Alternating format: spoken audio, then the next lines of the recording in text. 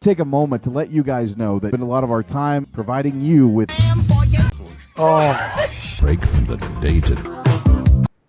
Yeah, and we're a good way into the podcast, and I still haven't had a knock on my door yet, so we're good.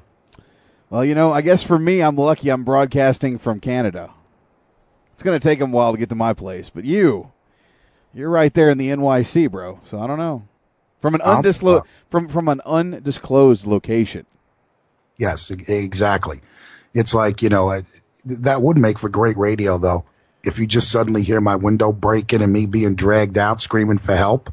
Well, the government would deny it ever happened, so, you know. Well, no, you fucking make sure, goddammit, that you archive it as soon as it fucking happens in about 10 places. Well, then I got to deal. But then I got to deal with the website being taken down and, you know, all this other stuff. And, you know, I don't know, Bronx. I'll do my best, man, but they'll officially deny anything, so. Yeah, that sound you hear of Bronx being dragged, kicking and screaming out the window and a helicopter outside, it was a weather balloon. We found evidence it landed near his window, and that's why he disappeared. Yeah, I'd have to do Unplugged by myself from now on, and I'd have to say that Bronx Father never officially existed, you know? Yeah. You know, the guy in those, 30, 40 archives, that's just, that was all sound effects that JJ did. Computer generated, absolutely. Exactly, yeah. I was never here. There's no official record. Even his mom doesn't claim him. She says that it was a fabrication, a hoax. He was never born. Yeah, my mom, baby? What baby? Oh, man. Well, let's go ahead and jump into some more stories because we got a few that I definitely want to talk about. Like I said, not only the U.S. government involved in cover-ups as it relates to extraterrestrials and UFO crashes. Let's talk about Varginha, Brazil. Back in 1996, an incident happened in Varginha, Brazil, in which supposedly there were creatures running around the town of Varginha. 3 girls had run across one that was very feral, that looked weak, like it was dying, and they were throwing rocks at it. The authorities were called in, and there was an officer who encountered the creature. I believe he was a sheriff. I'm trying to find his name. It's right here in this article. Anyway, this particular sheriff had found this creature. It was almost dead. And so he grabs it, and as he grabs it, it basically pushed him, and it made contact with his ungloved arm, which is interesting because there's a whole bunch of things that happened after this. Anyway, the thing is taken to the hospital. What the sheriff doesn't know is there was another report of another being, and the military had actually tagged it and bagged it. They found it and took it to the same hospital that the sheriff was at. So what ended up happening here is that the military stepped in. They're the ones that tagged and bagged the second creature. And they basically told the sheriff to back off and not, pursue this any further. Well, about 2 weeks had passed, and this particular sheriff went to the doctor and was riddled with infections. He's 23 years old, by the way. He's riddled with infections all over his body that are killing him. He died like a week later.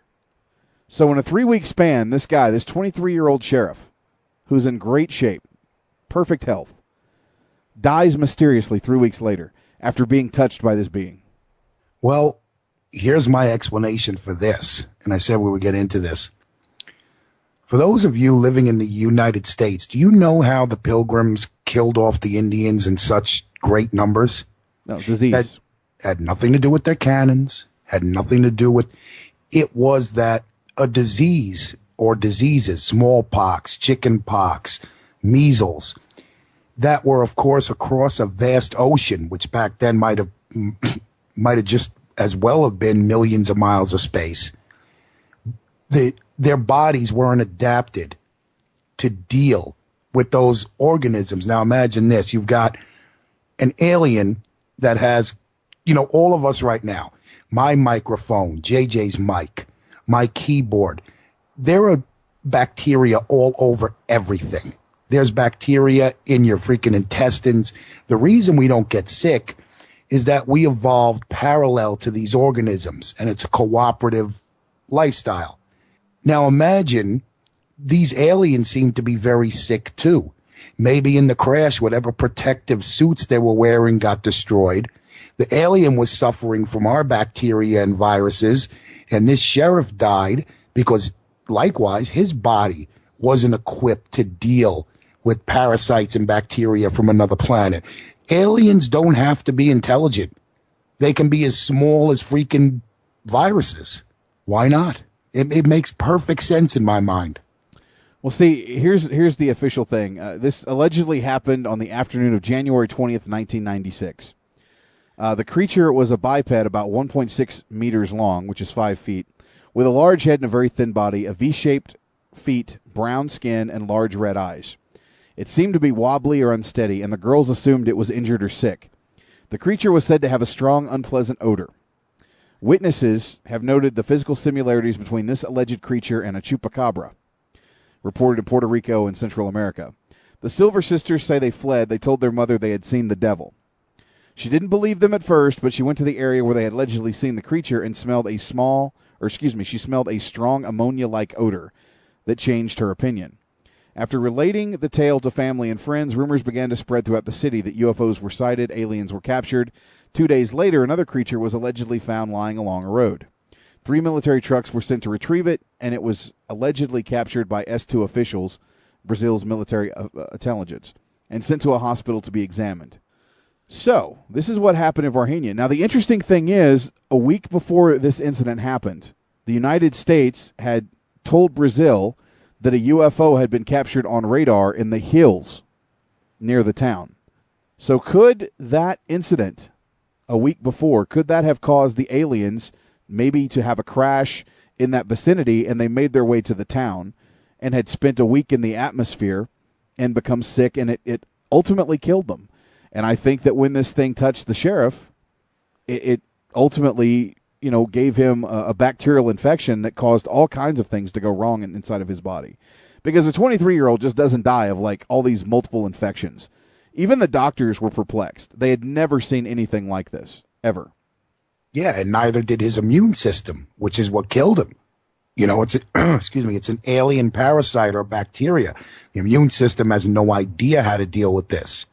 So, I'm wondering, hopefully we get further on into the article, maybe it explains, I wonder if they took special precautions, with his body, because obviously you don't want this type of contamination to spread. There was, his name was Marco Charisse. So it was Charisse. That was the sheriff. Although this article labels him as a soldier, he was not a soldier. He was the sheriff. So Marco Charisse was the man who allegedly died from contact with this alien and all these infections that had basically filtered his body, just riddled his body and killed him. To me, that's very interesting. Now, a couple days after this, supposedly, some men came in that were not with the military, but wore black outfits and black fedoras, the classic Men in Black. MIBs. They came in and told people not to discuss it, and so it was stricken from record. It never happened because of this. Now, the official story, and this is what kills me, the official story, as far as the beings that were found, the government went, I shit you not, folks, with dwarves. They were dwarves. The military had rounded up dwarves.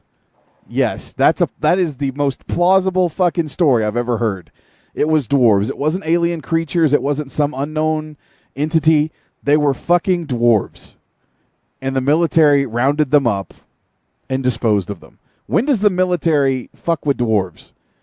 I read that and saw the special on that, and it was like the guy from MUFON. You could even see the look on his face, like, the fuck?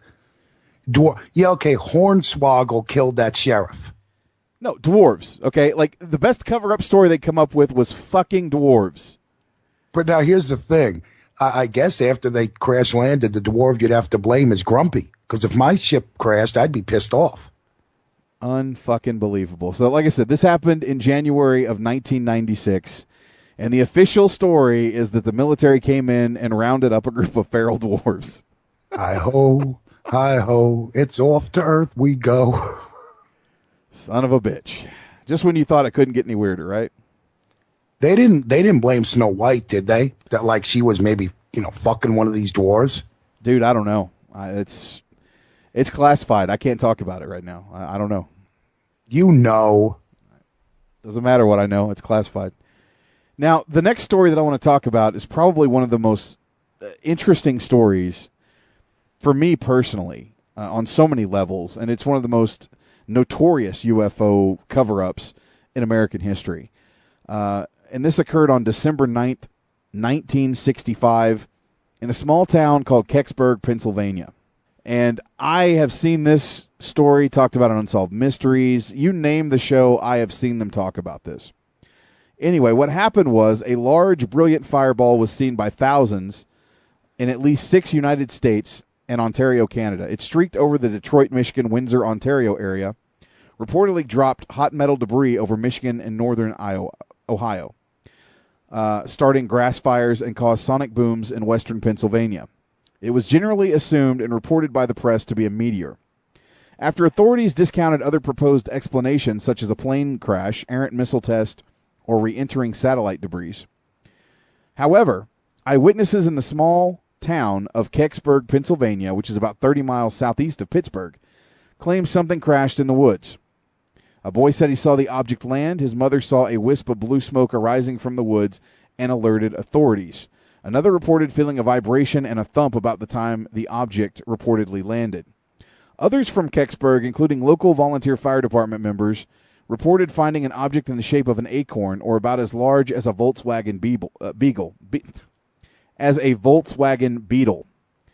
Writing resembling Egyptian hieroglyphics was also said to be on the band around the base of the object. Witnesses reported that intense military presence, most notably the United States Army, secured the area, ordered civilians out, and then removed the object on a flatbed truck. At the time, however, the military claimed they searched the woods and found absolutely nothing. Now, the story in Kecksburg is, this object comes from the sky.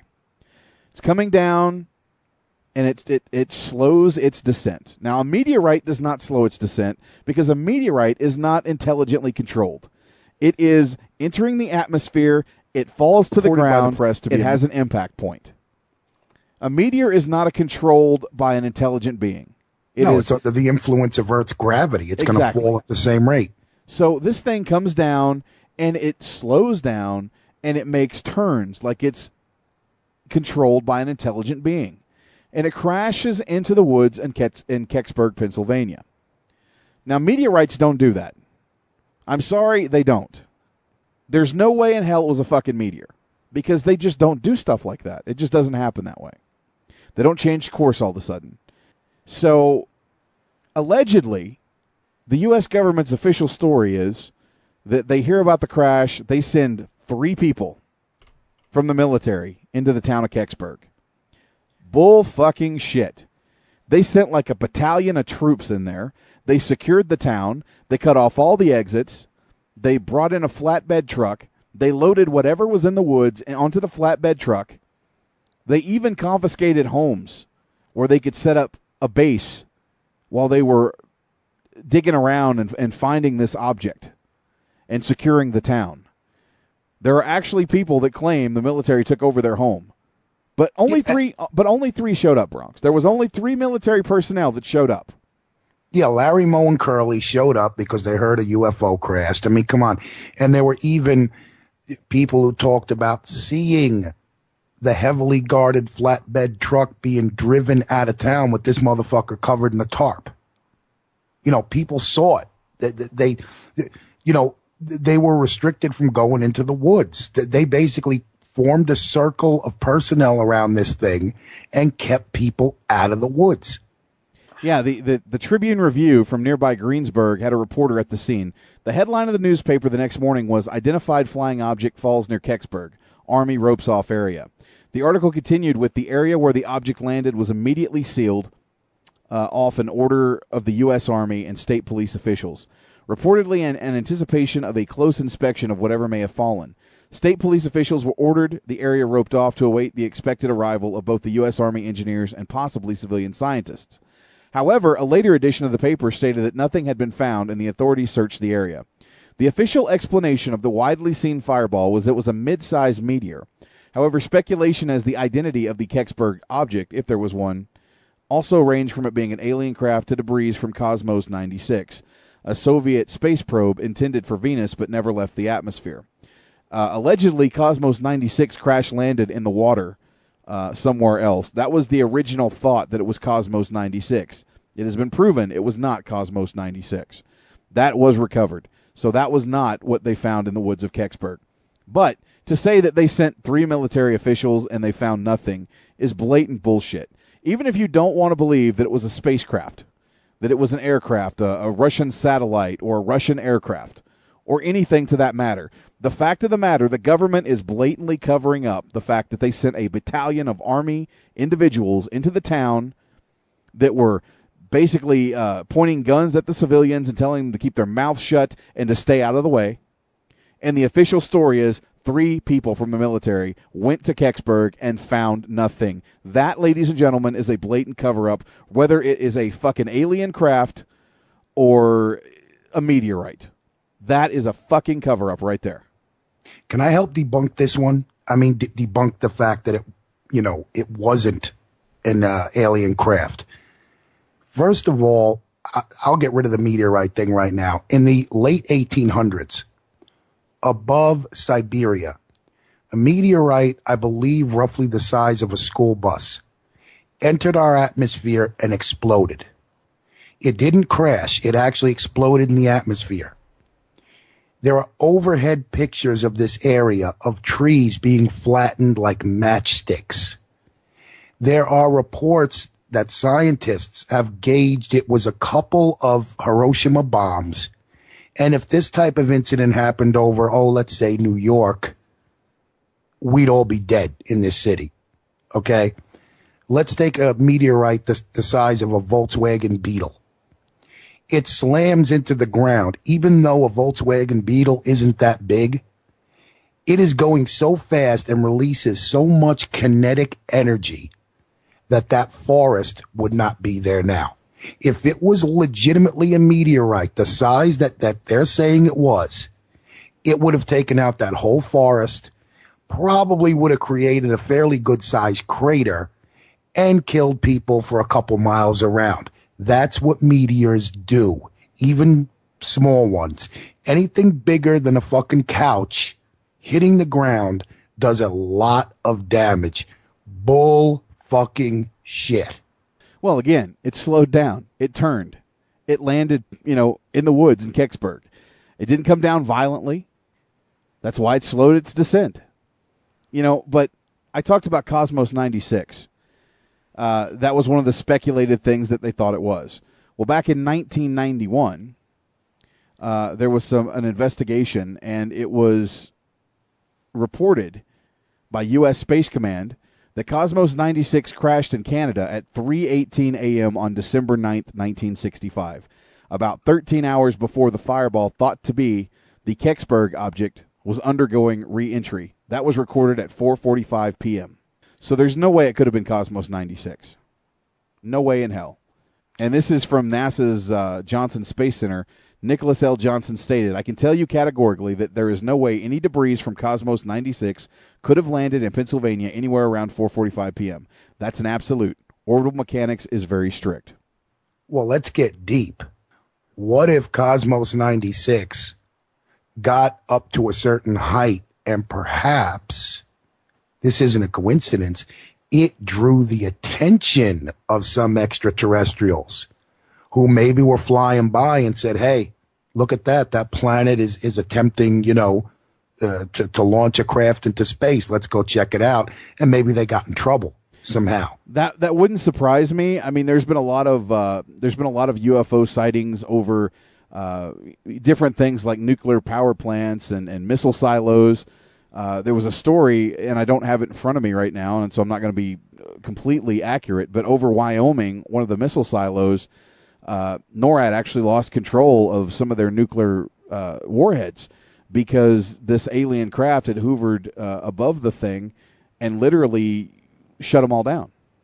So it wouldn't be beyond the realm of possibility that's a plausible theory, Bronx. A test. These are their most powerful weapons. let's see if by throwing this switch we can turn them off. Click. Okay, they're off. Good. So if we ever decide to come back here, we don't have to worry about these primitive fucking monkeys, trying to attack us. It's scary sometimes when you really think about it. It makes you think why we have these cover-ups, and because it is scary. Again, a species that mastered interstellar travel is going to look upon us like animals, like primitives, the way we look upon dogs and cats. It's like going to the zoo. Yeah. We're the monkeys in the cages. Look at the monkey. Look at the monkey do this and that. Yeah. Oh, they got nuclear weapons. Those weapons that we developed 50,000 years ago. Isn't that cute? Yeah. I don't know, man. The thing that bugs me out of the excuses. I mean, look, I'm not really a liar, but if I need to lie, I can usually make up a pretty good one. Come up with something that makes sense, guys. I mean, who's in charge of the cover-ups in the government? Because they need to be fired. I'm telling you right now. Well, the government says it didn't happen, and the lemmings, the sheep that believe everything the government says will believe it. I mean, it's just the way it is. Now, here's another interesting tad bit from the Kecksburg crash. There was a reporter named John Murphy who had been basically at the site, was taking photographs. His camera was taken from him by the U.S. military. He was, I think, a radio show host and was going to be doing a story on the Kecksburg event.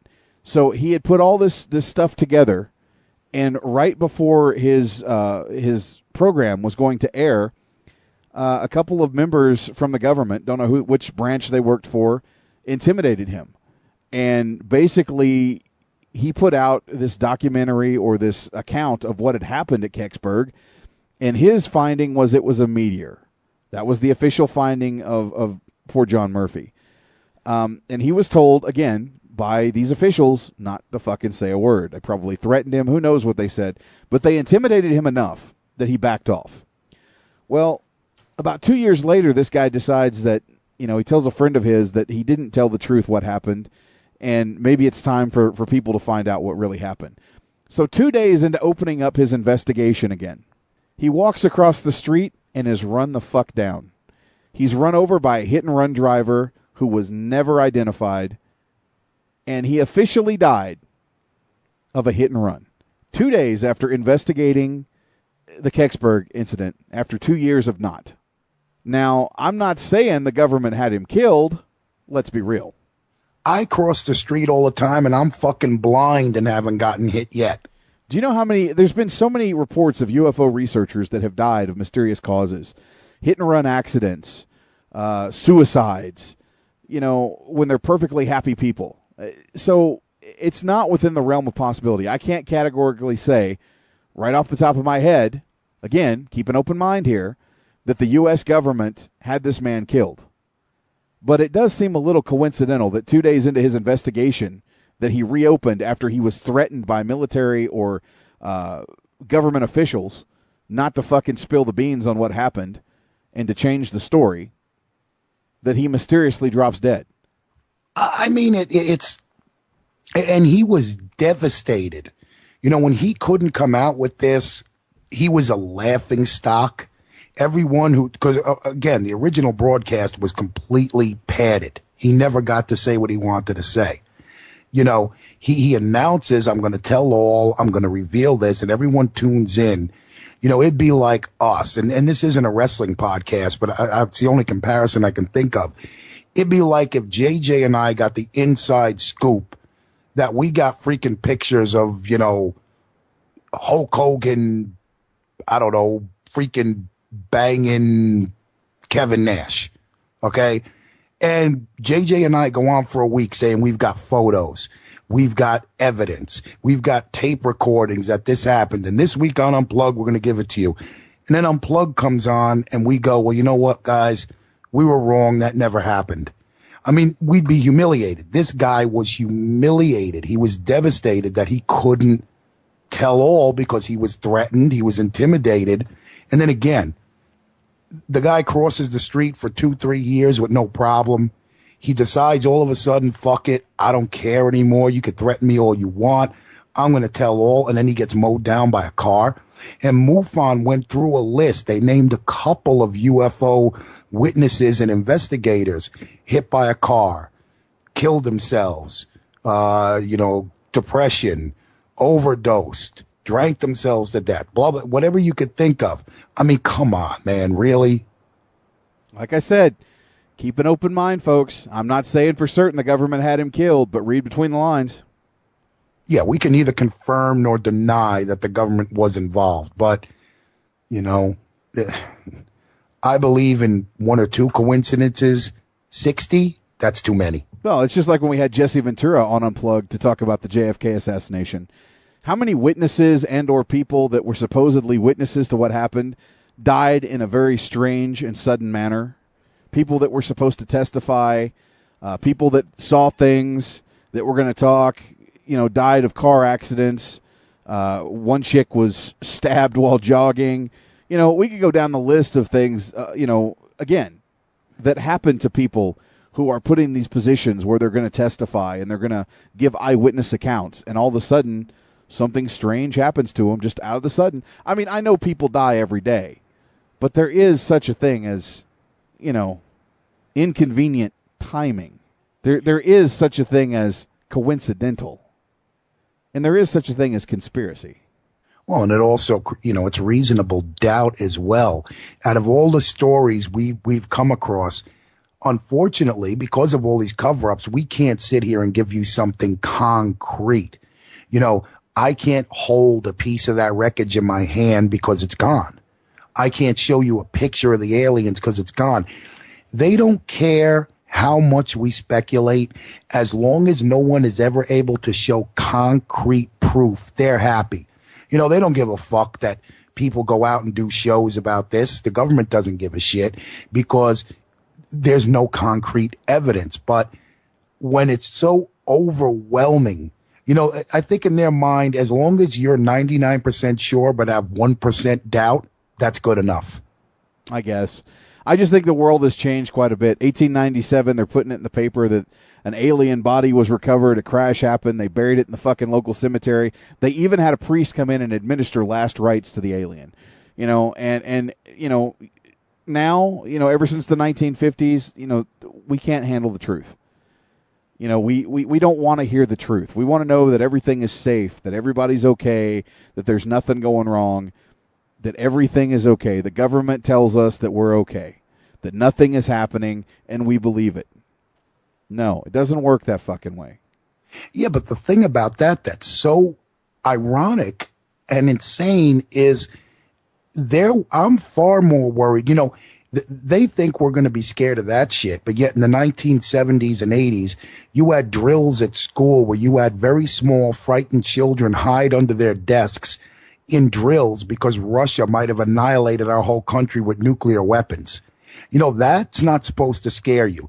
It's not supposed to scare us that the president and a few other people can press two buttons and turn half of this planet into a radioactive ditch. That's not supposed to fucking scare us, but aliens are. I agree. It's crazy. No, I completely agree with you there. To wrap things up on Kecksburg, back in the 1940s, when we were at war with Germany and the Axis, World War II, the Nazis had been working on this project called the Glock. And basically what this project was a sort of time travel device. And the Glock was this bell-shaped object that could defy gravity, that could theoretically open up a portal where you could transport troops, almost like a time warp thing. And you could change history. And this was something that was being worked on by the Nazis. Now, when World War II was over and they went to the site in Poland where this thing was supposed to be, they found everything but the official acorn-looking bell-shaped object. They found the place that it was, where it hoovered and everything else. The project manager, I can't even think of his name off the top of my head, was never found. There's 4 different accounts of how he died, but there's no official announcement. that was ever made on him. A lot of reports stated that he was never found.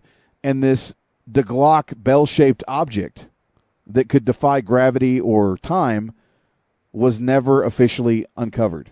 They never found the remains of it. They found the paperwork, they found the scientists that worked on it, but the project manager and the object itself were never seen again. There was speculation by a lot of people that perhaps what crashed in Kecksburg, Pennsylvania was the bell, the Nazi bell, the Glock. I can't confirm or deny that happened. Was it an alien craft, or was it something that was developed in the 1940s by the Nazis? I don't know. None of us know, except the U.S. military, because they're the ones that took it out of the fucking woods in Kecksburg.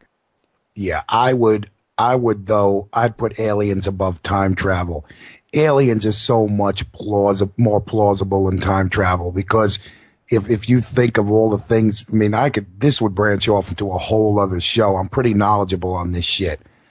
The Nazis were crazy motherfuckers. Yeah, I don't know. But the Nazis had reverse engineered alien craft before we did. Believe it or not, there are reports that have stated that the Nazis had found alien craft and were reverse engineering. Let's not forget that during World War II, they had advanced stuff. And it wasn't just because the Germans are uber smart. It's because they also had advances. You know, they're the ones that came up with the rocket program. Werner von Braun, who was a war criminal and a Nazi, also became the head of NASA because he was brought over to the United States after the war as a result of Project Paperclip, where they took all the scientists that were in Germany, and I think Russia took some too, and they were working on projects for the United States. It was called Project Paperclip. He was a Nazi war criminal, and he's the guy that made NASA happen, Werner von Braun. He's the one that made the U-2 rocket. So they had access to an advanced propulsion system. Their fighter jets were more advanced than the American fighter jets. So they had something. Well, you know, let's go back to something else that we talked about earlier, okay? Here's another thing that just popped into my head as you were speaking. 1940s, black and white televisions, no real computers to speak of except extremely primitive ones. And I don't know if people understand the concept of an atom, but an atom makes the head of a fucking paper clip look like the earth. That's how small an atom is. And you mean to tell me we didn't have color TVs and computers, but we learned how to split one of those fucking things in two and create an atomic bomb? And they developed the atomic bomb in what, fucking 7-8 years? I think so, yeah. I mean, are you fucking kidding me? Tell me there wasn't outside help in that. Okay, we split something 1 billion times smaller than the head of a pin. We learned how to split it in half. How? And then the United States developed it. We dropped the 2 bombs on Japan, which I'm not even going to get into morally how I feel about that, because they are horrible, horrific weapons, no matter who you use them on or why. They're just so cruel. It's amazing. And then after that, all of a sudden, Russia figures out how to make this. Other countries figure out how to make these bombs. We start dabbling in atomic power. Now, mind you, the color TV isn't out yet, but we're splitting fucking atoms. Really? Yeah. You know, the whole modern age is built around transistors and fiber optics. Mm-hmm. I mean, how would you even figure out a transistor? I mean, obviously, like I said, I think all this is derived from alien technology.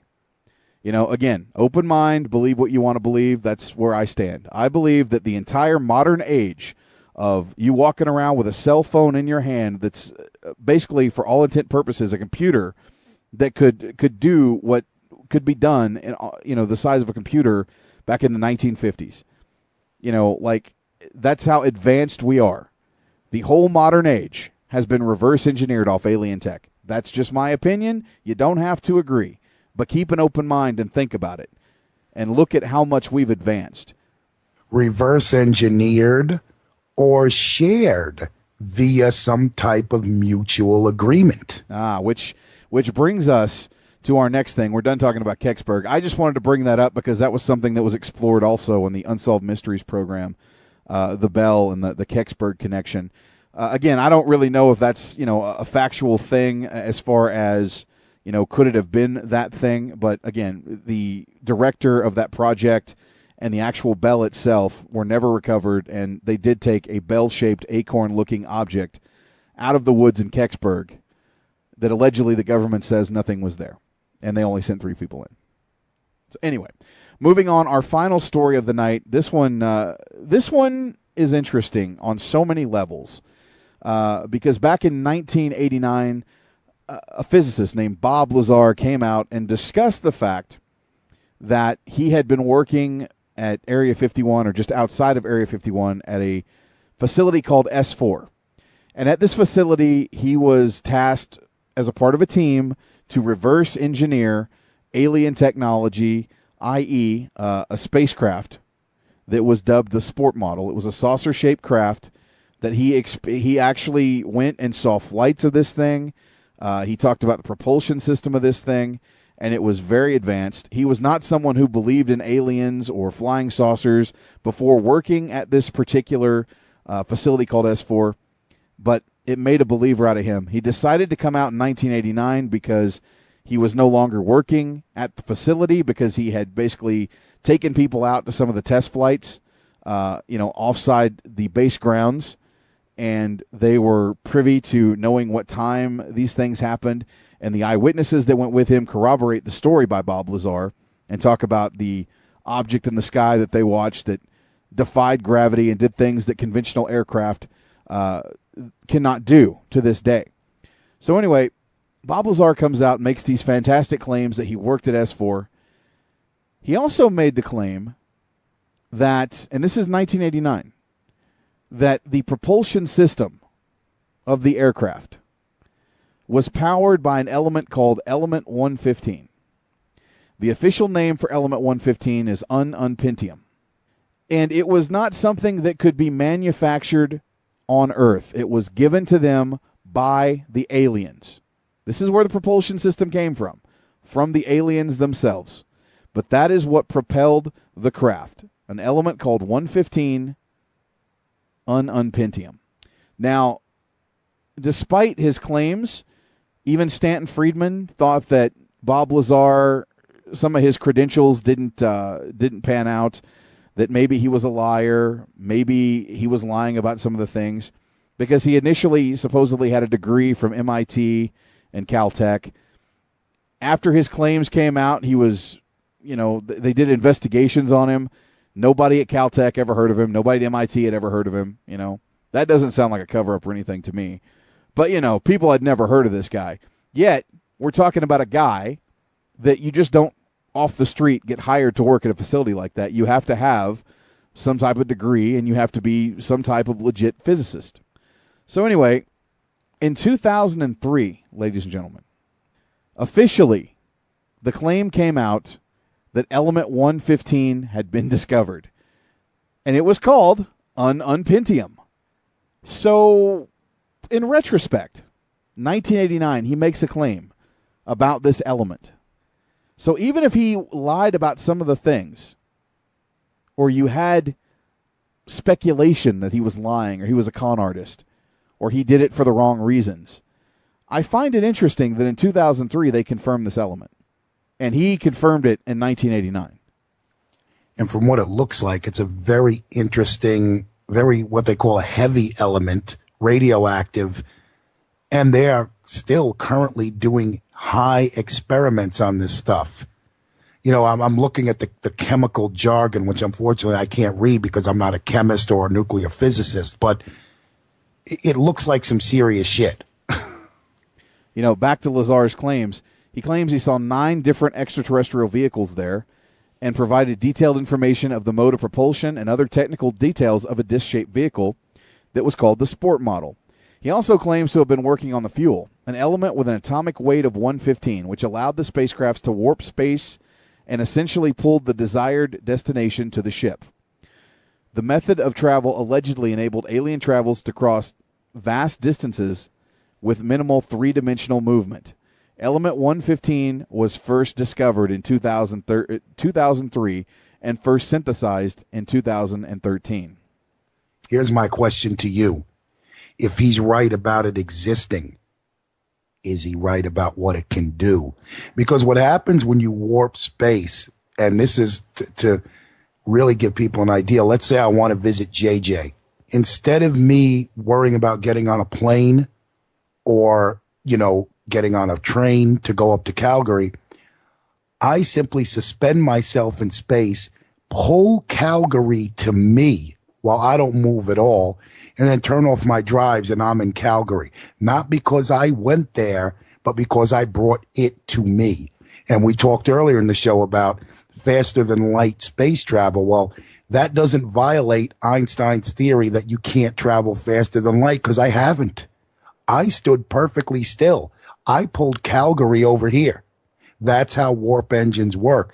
So I'm really optimistic. If this guy predicted this stuff existed, and it did, then I guess he knows what it can do as well. Well, I've got two clips that I want to play for you guys. Because ever since, this happened 25 years ago. In fact, it was the date, 25 years ago last weekend, is when he initially first came out in 1989 and made these claims. I've got a couple of different articles that I want you to hear. One of them is from 2013 from a show called Spaced Out, where they talk about Bob Lazar. And I want you to hear the response they got from Bob Lazar and his company. He actually owns his own company now called, United Nuclear Scientific Equipment and Supplies. He and his wife both maintain that. It's operated in Sandia Park, New Mexico. So supposedly his customers include law enforcement agencies, schools, and amateur scientists, as well as amateur scientists and students. Now, he has had some legal problems over the last couple of years, but bear in mind, he does have his own nuclear scientific equipment company. So let's go ahead and jump into this first clip from Spaced Out 2013. It's a segment on Bob Lazar. Is currently in its 4th season on the Science Channel. Bob Lazar is best known as the whistleblower that outed Area 51 and its extraterrestrial secrets. If you're not familiar with the story, Lazar claims to have been an employee at Area 51 tasked with back engineering alien technology. For a large part of the 90s, Lazar's claims were big news, and they became the bedrock for claims of ET technology being hoarded by the U.S. government and led to Area 51 achieving its legendary status. Lazar left the UFO limelight and hasn't spoken on the topic for years. He started a scientific equipment and supply store called United Nuclear, and that's his current occupation. Open Minds contacted United Nuclear to see if Lazar would be interested in speaking about his experiences, as next year will be the 25th anniversary of his whistleblowing interview. The response to our inquiry was interesting. It read, "Sorry, Mr. Lazar no longer involves himself in matters related to the topic of UFOs. He hasn't followed the topic in about 10 years and does not lecture on anything other than basic science and energy technologies. His companies are involved in several military contracts, and he is a science and technology consultant to Raytheon weapons systems. For these reasons, he avoids rocking the boat and generally keeps his distance from the topic." Now, this is an interesting response to get back from him, and it's led people to ask some questions. There's always been questions and mystery surrounding Lazar and the legitimacy of his claims, and even the legitimacy of what he claims to have had his role be and his background and training and stuff. So people wondered if he's actually a scientist, if he actually went to the school he said he went to, if he actually did work at Area 51. And now we see that he's doing contract work for the government, for Raytheon, and that brings into question, well, let's see. That would indicate that he is a scientist and that he is working for the government. If he was a whistleblower, outed secret government projects, why would the government want this guy working for them? I found it interesting, too, that they included that, because they could have just stopped at a certain point. Oh, absolutely. And then they dropped it in. They knew what they were doing when they said, he's got military contracts. Right.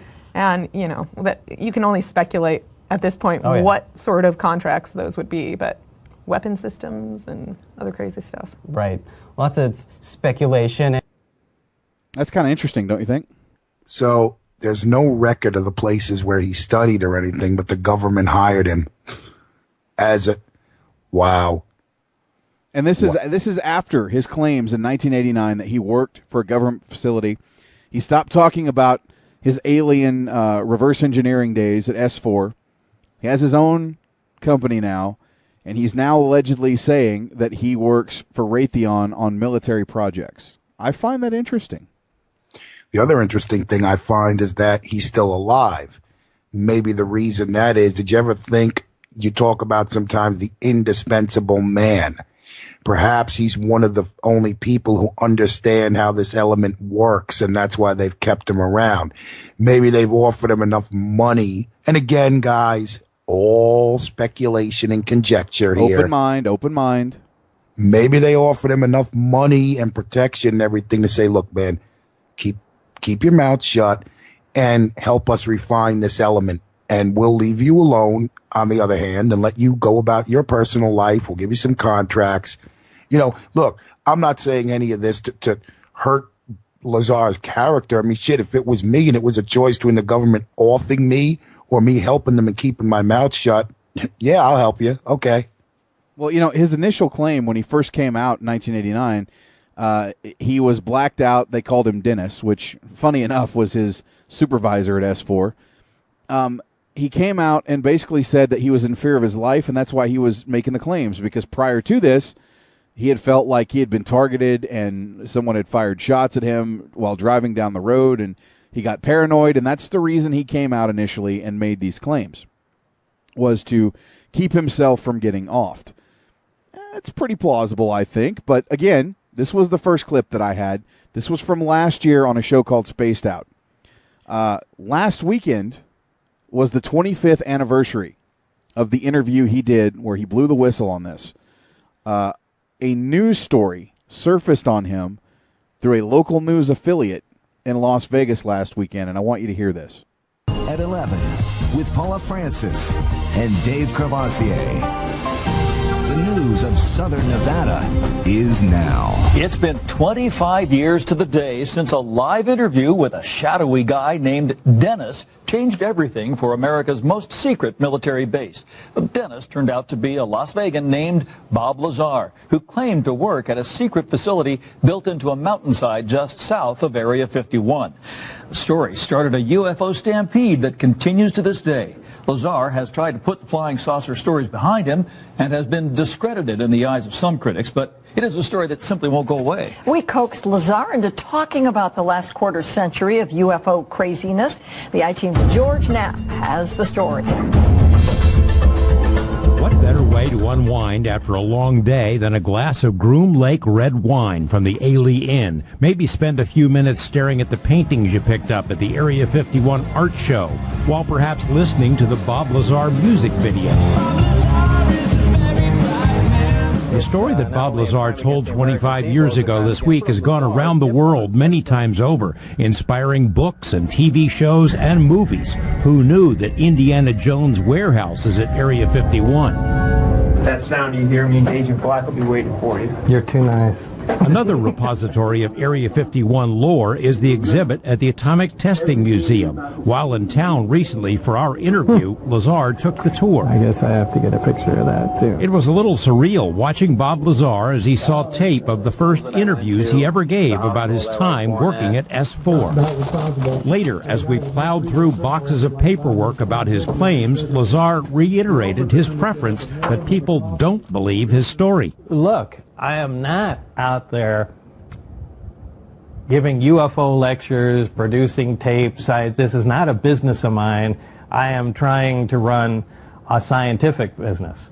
And if I'm the UFO guy, it makes it really difficult. It's to my benefit that people don't believe the story. These days, Lazar and his wife operate a scientific supply firm in Michigan. He's received media coverage because of the odd stuff he sells online, but not everyone has made the connection to Area 51 and the stampede he started back in 1989 when he told of working at S4 south of Area 51, where he saw flying saucers so advanced they had to be from somewhere else. This is a model of the reactor he says was able to generate its own gravitational field, powered by what he called Element 115. Barry turned on the reactor, which was a flat plate and half of a basketball essentially on it, just a hemisphere. And once it was activated, you could not touch the sphere. You put your hand on it, and just like the like poles of a magnet, exact same type of force. He had a little golf ball, and we dropped it on it, and it never hit the sphere and fell off, and then we threw it at it, and it rebounded and knocked the ceiling tile out of place. But that was that alone is something amazing. Look, that can change everything we know today. The story exploded among UFO researchers and just as quickly led to questions and denouncements. The I-Team confirmed Lazar had previously worked at Los Alamos National Lab, but we also reported his claimed education credentials could not be proven. UFO experts, including physicist Stan Friedman, also dug into his background. I say, here's a bright guy. I did a lot of checking on him. I find a lot of things didn't check out. That doesn't mean I disagree with everything he ever said, or that he was a liar all the time. It means that I can't buy the story as presented. What all he did out there, I don't know. Lazar says there's no end to the questions, and even if he could prove he worked at S4, someone would say he must have been the janitor. So he generally avoids the topic altogether. Oh, you want some of the fame. The fame? There's no big dump truck dropping money off at my house every Thursday night. I'm not out for any fame. I really have better things to do. Generally, people have to twist my arm to come out and do things like that. As you know, you're the arm twister. Those who were around him at the time the story broke or took the trips into the desert to see the craft fly above S4 say you really had to be there. Did you see that move it did? There's a MUFON moron that calls me every once in a while, and he says, well, you don't still believe that guy, do you? And I say, I lived it. The whole 2 years, it was fantastic. It was one of the greatest times of my life. He would go through the trouble to make up a story to lie to people and then perpetuate that lie. Bob has no idea who won the Super Bowl and the World Series last year, do you? I mean, he's busy doing scientific stuff in the Bob Lazar world. He wouldn't waste his time perpetrating a lie on anyone. Look, I know what happened is true. There's no doubt. Period. Lazar was known to have unconventional interests and a spotty financial record, so why would a top-secret program let him in? One theory is that maybe someone predicted he would spill the beans and was chosen because they wanted the UFO story to be planted. Lazar told us he can't rule that out entirely. We're putting together a special Area 51 section on our website, and we'll be adding material to it over the next few days, including extended excerpts with the most recent interview. And by the way, the Area 51 exhibit is having a grand reopening this Saturday. And there you have it, an official news count from last weekend discussing Bob Lazar's historic and interesting claim that he worked at S4 in Nevada for the U.S. government. And that sounds a lot like anti-gravity to me. And you have to remember that one of the most expensive parts of space travel is all the fuel you have to use to break Earth's gravity. Well, if you found an element that's either immune to gravity or can actually go backwards, instead of attracting things, it repulses them, well, then you can get a ship into space pretty fucking easy. You just turn this field on, the Earth's gravity is no longer an issue, and you float into space. And the way he explained it, too, being in the craft, he's not affected by the other stuff because he's part of what's fueling this thing. Being in that craft, he's in the bubble. So it wouldn't affect him like the G-forces. It wouldn't affect them because the effect is going on outside of the craft, not inside of the craft. Well, yeah, it's a theory behind, Star Trek warp travel. That's how they're able, they have to portray it a certain way. But if you read books on Star Trek and how what's his name? Gene Roddenberry, right? Yeah. How he came up with the ideas is really when you're watching Star Trek and you see the stars passing you outside, the front viewer, the ship isn't moving at all. The ship is still. That's why, we could get into, the dampeners and all that stuff. But the way I see it, the ship isn't moving. The space around it is. And the fact that, he says you try to throw a ball against this thing, it just repels back and you're not able to touch it. You can't touch it because when you're outside that field, it's not in the same space-time as you are. Correct.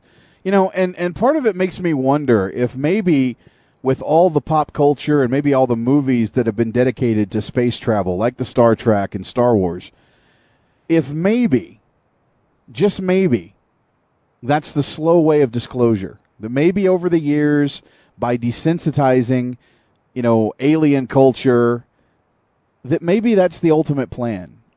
Because, again, sounds a lot like a warp drive engine from Star Trek. Who knows? Yeah, albeit a primitive one, but you got to start somewhere. I don't know. I just, we talked about this. We've been wanting to do this for a while. I wanted to bring up some of the claims of Bob Lazar. Even if you don't believe some of the stuff he said, that propulsion, the fact that he's talking about element 115, and now that element does officially exist. But he talked about it in 1989. And in 2003, they officially made the announcement that it exists. To me, I got to believe that if you don't believe anything else, there's some truth to that claim. Yeah, it's like the smallest. It's like giving the rat a small piece of cheese that they fed us to say, okay, he's right. This element does exist. Now, there are other people that have come out and said they worked at S4 and have verified some of the things that Bob Lazar have said. So I find it hard not to believe the guy. Yeah, and he I don't know, even in maybe because I wanted to hear it, but like in that speech where he tells the reporters, look, I don't want to talk about that stuff anymore. I'm recanting it. I don't know. I'm pretty good at listening to speech, and he didn't sound that sincere. Maybe psychologically I didn't want him to, but he sounded like he was almost like it was practiced, a speech he'd practiced in front of the mirror several times. Well, and that's why a lot of people don't really give him credibility, that, he was disingenuous. And, again, he worked at Los Alamos lab. They don't just hire anybody off the street. You got to have a degree.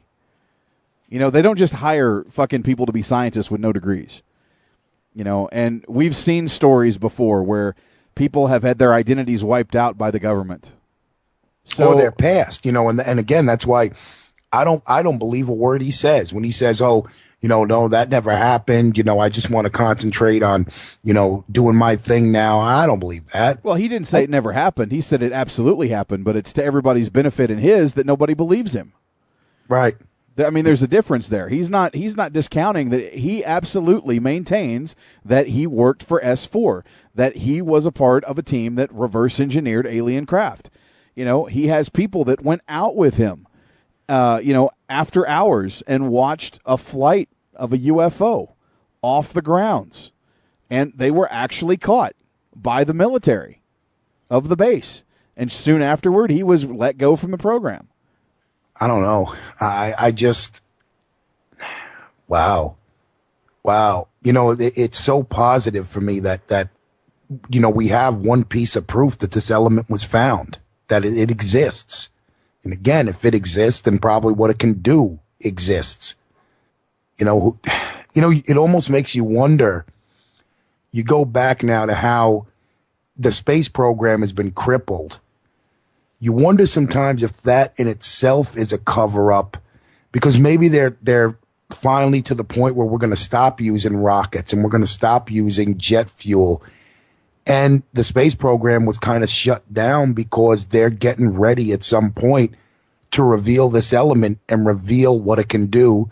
Well, we already know the element exists, but reveal what it can do and say, look, we're starting a new age of space travel, and now it's a lot easier because of this element. That could be coming. Who knows? Well, now, there's a Raytheon employee. I think he's like one of the heads of Raytheon. I don't have his name in front of me, and I'm just going to say what I heard. This was in an interview on one of the Hangar 1 MUFON UFO Files show, and it's on alien technology. So I suggest if you haven't been watching Hangar 1, it comes on every, I want to say Monday night on the History Channel or H2. Check that show out because a lot of the stories we got was pulled from an episode called UFOs and Cover-Ups. But there's a version of it with alien technology. They talk about Bob Lazar. And there's a head of Raytheon that talks about, he can't go into specifics, but they have things that they have designed for the U.S. military that are 50 years ahead of what they have right now, that have already been made, tested, and work, that are just more than what you could even imagine. Well, look at it this way. You know, I attended a seminar a few years ago, and they talk about how every 3 or 4 years, computer power doubles. Now, that doesn't sound like a lot, but when you go from a 1 gigahertz processor to a 2, and then a 4, and then an 8, and a 16, and a 32, it's exponential growth. That's where I think technology is. I think the computer you're using now is about 30, 40 years behind the computer they could make. But you have to release this little by little by little. You can't just say tomorrow we've got, freaking computers that can talk to us. You can't do that. It has to be a gradual thing. But as a guy who's worked in technology, I firmly believe that.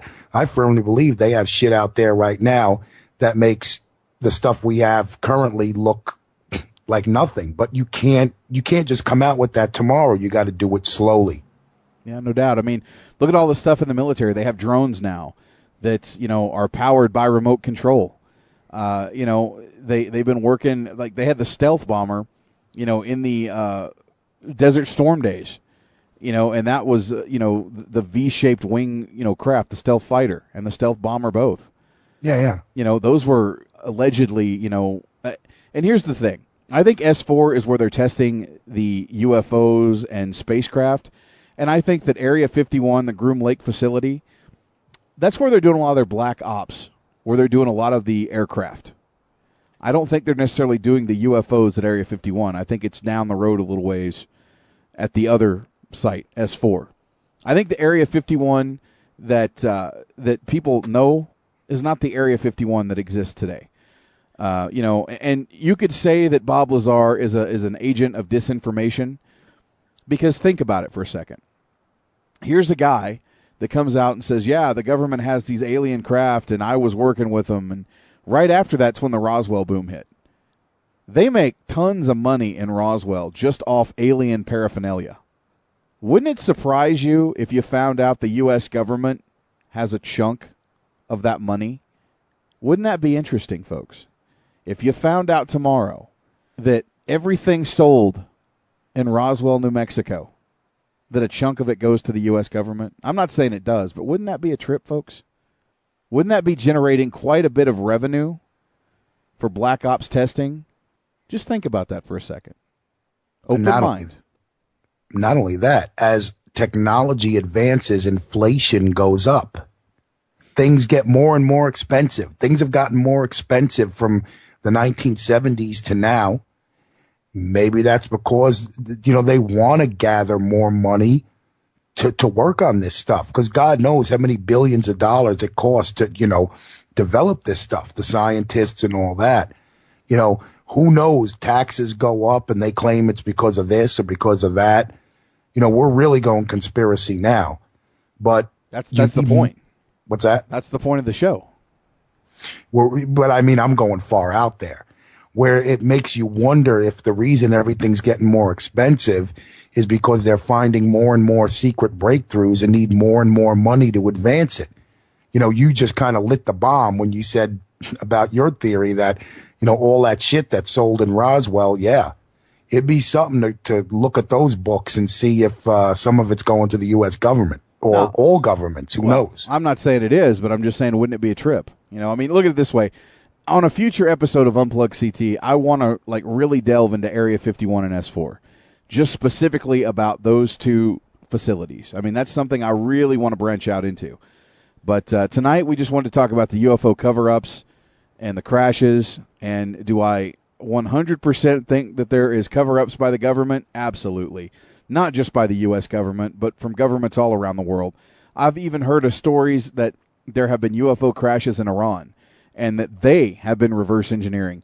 And one quick story before we wrap out of here. in 2011, if you remember the news stories, there was a drone that was over Iran. They took the drone out of the air. They didn't shoot it down. They took it out of the air. Supposedly the story is that they recovered an alien craft in the 90s in Iran. They reverse engineered a tractor beam of sorts and pulled this motherfucker out of the air. Well, about 2 years ago, they actually showed their own version of the drone. It's a little smaller than the U.S., but they reverse engineered the U.S. drone. Now, how did they take a perfectly capable drone out of the air without shooting it down? That's some scary shit. So just think, the U.S. government isn't the only government that has supposed alien technology. There's many governments around the world that supposedly have that too. Well, look at the trains in China. The freaking maglev trains, that it's a train that doesn't even touch the ground. It's propelled by magnetism. Now, I know that sounds like a very simple premise, but this train has no wheels. It floats. It fucking floats. It's capable of 200 plus miles an hour.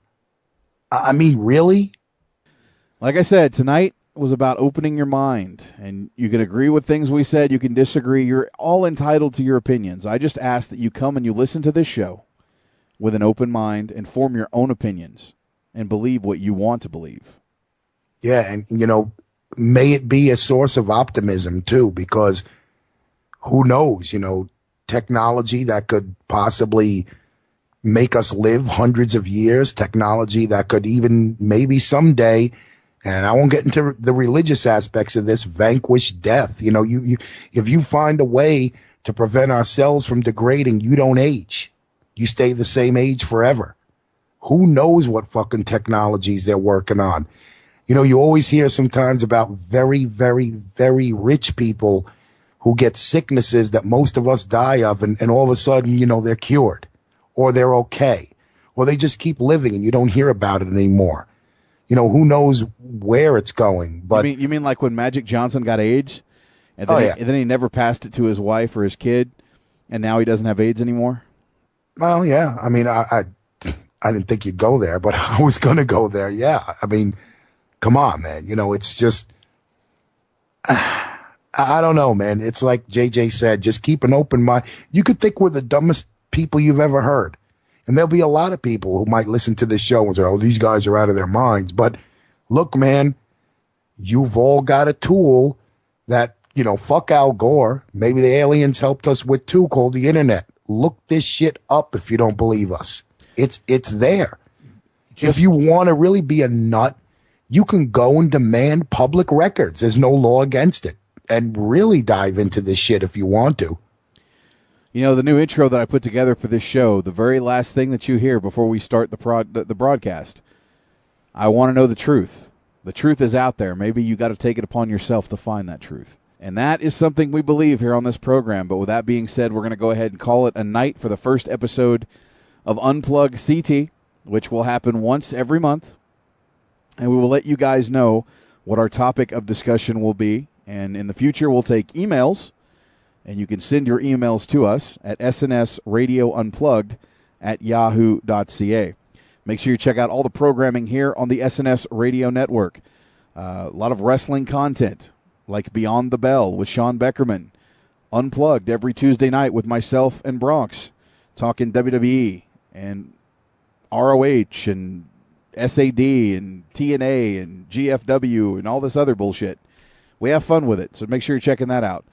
Shows like the Elite Force Podcast, which is sci-fi based. If you like sci-fi movies, this is the podcast for you. Shows like the whole indie show that deals with independent wrestling. Sticks and Flicks, which deals with movies and whatever Ashley wants to talk about. Running the Ropes with Brian Maverick Bertrand. Anyway, make sure you're checking out all the programming. On behalf of Bronxzilla, Tony J. Mirabella, I am Mr. Money on the Mic, Jeff Jackson, and like I said, the truth is out there. Maybe you should look for it. We'll catch you next time on another edition of Unplugged CT, right here on the SNS Radio Network. Special song of the night. You heard it in the news clip. I actually went and found the Bob Lazar song. It's actually by a group called Arthur Unknown. And the title of the song is Bob Lazar. We'll catch you next time on Unplugged CT.